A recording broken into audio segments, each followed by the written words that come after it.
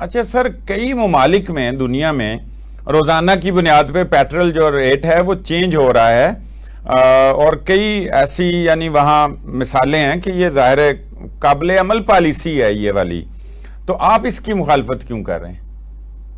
دیکھو، اس میں پھر سب سے پہلے تو جو آپ کے سٹیک ہولڈر ہیں اور جو قانون ہے اس کے لیے پہلے ترمیم کرو۔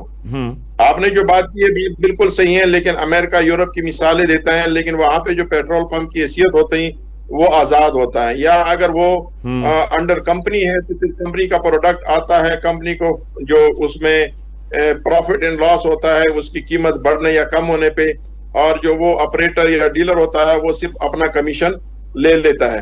یہاں پہ صورتحال یہ انویسٹمنٹ کمپنی کی ہوتی ہیں، ساری چیزیں کمپنی کی ہوتی ہیں، یہاں پہ ہماری انویسٹمنٹ ہماری ہے، پیٹرول پمپ پہ ہمارا سارا پیسہ لگا ہوتا ہے، لیکن او ایم سی جو ہے نا صرف فرنچائز کر لیتے، ایگریمنٹ کرتے ہیں اور لیز ایگریمنٹ، ہم اس کے پابند ہو جاتے ہیں۔ جب ہم اس کے انڈر ہی کام کر رہے ہیں تو پھر ہمیں وہ سپیس نہیں ملتی۔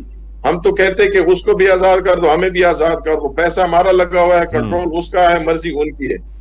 اچھا سر، یہ پیٹرول پمپس یا پوری پیٹرولیم جو انڈسٹری ہے اس کو ڈی ریگولرائز کرنا بھی آپ کو قبول نہیں ہے؟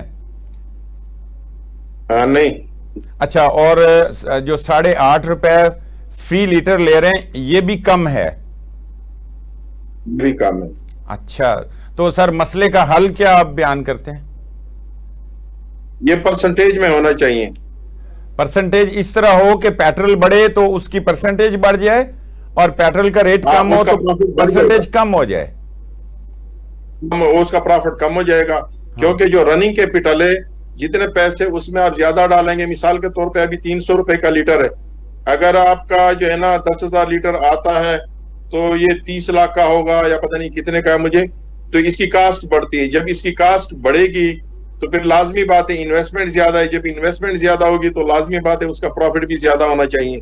اور اس وقت گورنمنٹ کے نئے تمام ٹیکسز بڑھا دیے، ایکسپینس سارے بڑھا دیے، بجلی کے بل بڑھا دیے، ہر چیز بڑھا دیے، مینٹیننس کے ریٹ بڑھ گئے، اور ہمارا وہی کمیشن ہے۔ اچھا سر، آخری سوال ہے، وزیر پیٹرولیم نے یہ کہا ہے کہ 2 ہفتوں بعد پیٹرول پمپ اونرز جو ہیں وہ بھی خوش ہو جائیں گے، تو وہ کیا خوشخبری آنے والی ہے یا کیا آپ توقع رکھتے ہیں؟ بس انہوں نے تو یہ بات کی کہ مطلب جو آپ کے مطالبات ہیں نا اس پہ ہم انشاءاللہ عمل کریں گے۔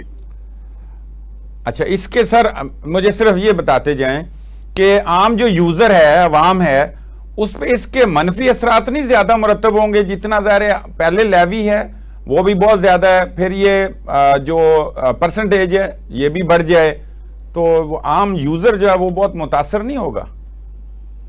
متاثر تو ہوگا نا، لیکن یہ تو بزنس ہے، اگر آپ کو پرافٹ نہیں ہے تو بزنس تو پھر ہو نہیں سکتا، پھر پمپ بند ہو جائیں گے۔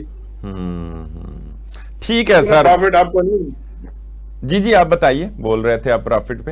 میں کہتا ہوں کہ جب پمپ آپ بزنس کر ہی نہیں سکتے، آپ کو فائدہ بھی نہیں ہوگا، تو لازمی بات ہے اب یہ پبلک پہ تو پڑنا ہے، کیونکہ تو بزنس کا حصہ ہے، اس کا پبلک کے ساتھ ویسے تعلق اتنا نہیں ہے۔